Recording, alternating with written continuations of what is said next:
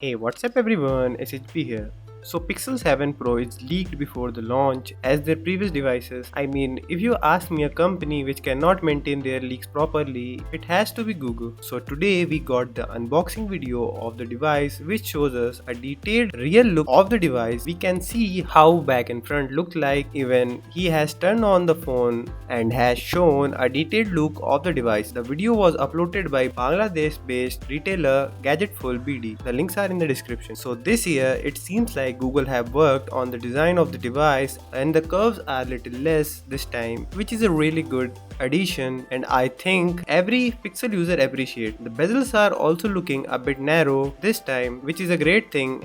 Now, if I talk about back design, the new glossy black finish looks super premium. There is no change in the box content and it will remain same as before. So that's it for this video. If you have any question, ask them in the comment section and I will see you in my next video.